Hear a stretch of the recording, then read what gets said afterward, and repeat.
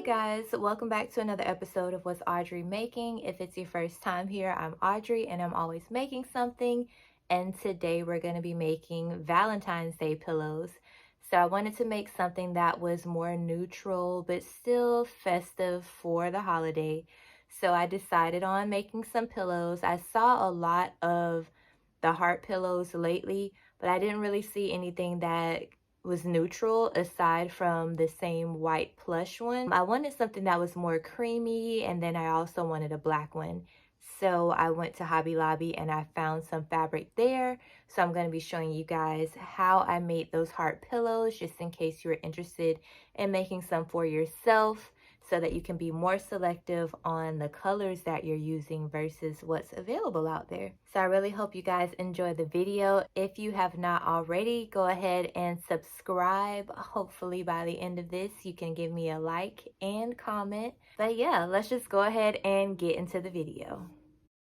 All right, you guys, so I am going to be making some Valentine's Day heart pillows, but I want them to look not frumpy, more more of a like luxurious vibe. And so I found this, well, not found it, but I was going through all of my excess fabric that I have left over in my sewing room, and I had this and I thought it would be really pretty. It was actually a blanket that I bought from a store called Dee Dee's Discount.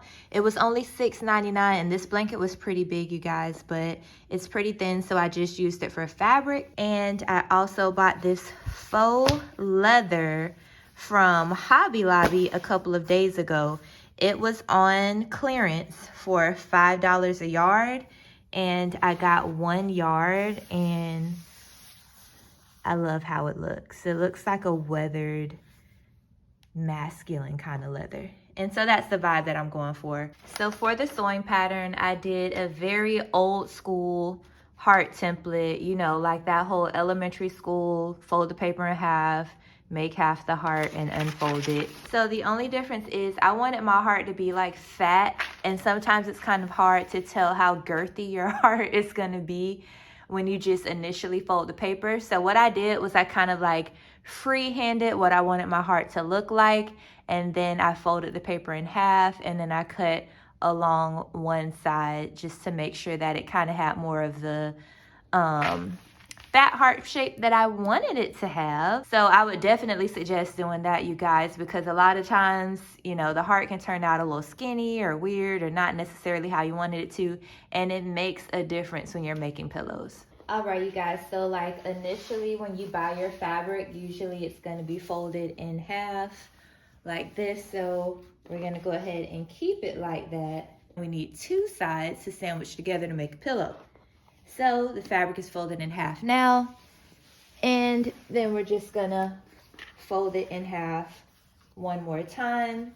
So that way, when we cut this out, we are going to get 2 halves of the pillow, easy peasy, sew it together, lemon squeezy.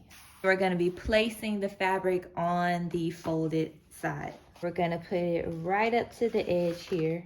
There's a lot of people who pin down their pattern to the fabric. I don't like doing that. It puts holes in it. It kind of makes it weird and everything.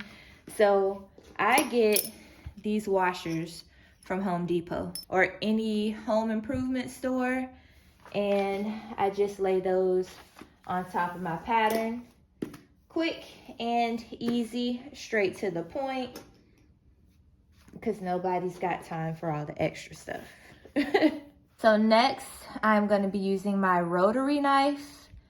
It's specifically for fabric. You slide that down, looks like a pizza cutter, and then the knife is able to slice. You push this up and it protects it so that nobody cuts themselves.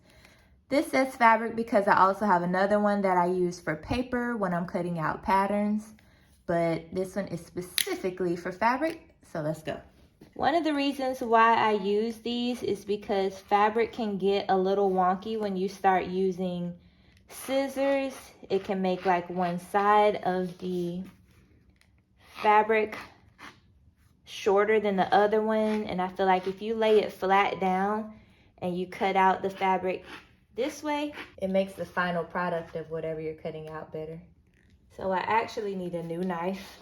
I haven't been in my sewing room in a minute. Since COVID has happened, we now have to have office spaces in our house that didn't exist before. So my husband now uses my sewing room for his office space, and I use the den for my office space since I did work from home from time to time before COVID happened, and that's where all of my stuff was set up anyway. So let's see how this turned out.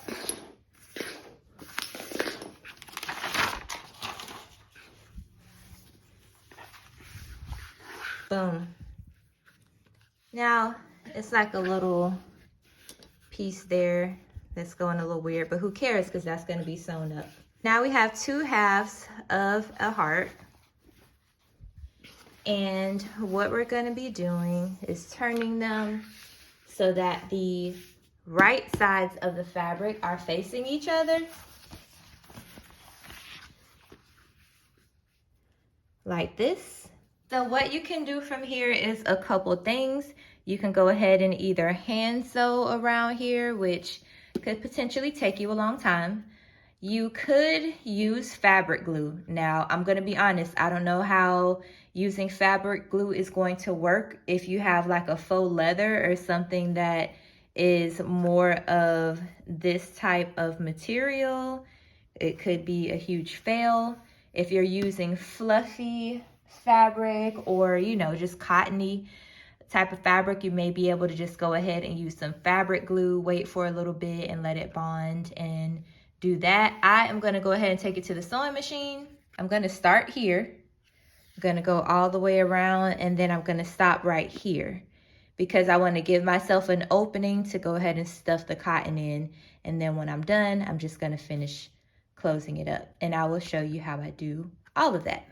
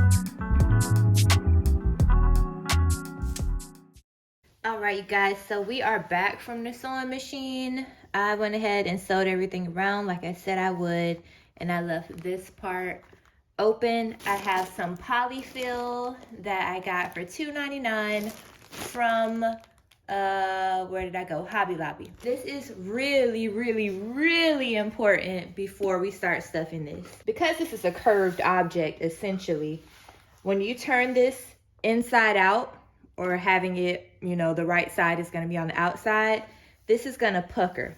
It's gonna like start curving in and looking all crazy. To prevent that from happening, you need to snip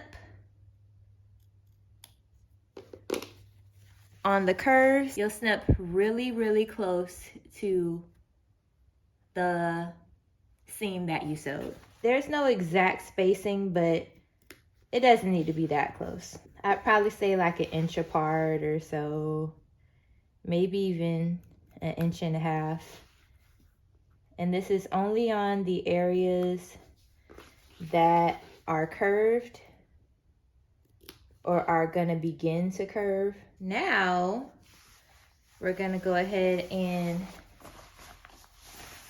turn this around. This sounds crazy. Oh, see, yep. See how weird that looks right there? So let me fix that also. The V portion of this, we are going to snip like this all the way down to, but not through the seam. So shake this out. And now you see how it actually looks like a heart now. So now we're just gonna go ahead and start the stuffing process.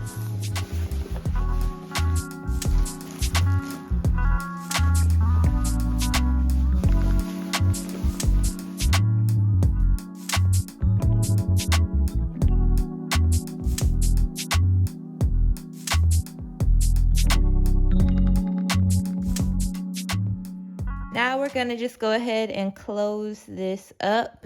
So I'm going to get needle and thread.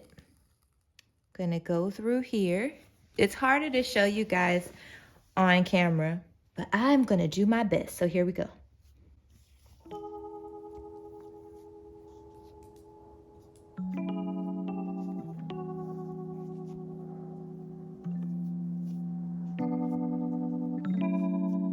So now we're gonna go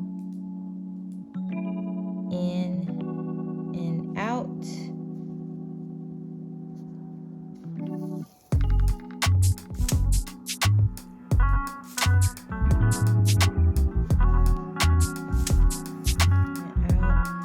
And then we're just gonna keep doing that on either side.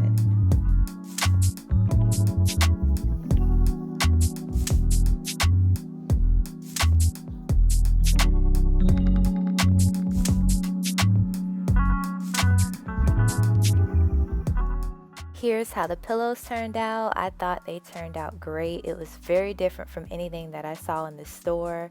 I really like the softness of the plush cream pillow paired with the masculinity of the worn leather heart. It just really added a vibe to the decor in my living room. So I hope you guys liked it and enjoyed. Again, don't forget to like, comment, and subscribe. And I hope you all have an amazing Valentine's Day. And I'll see you in the next video. Bye.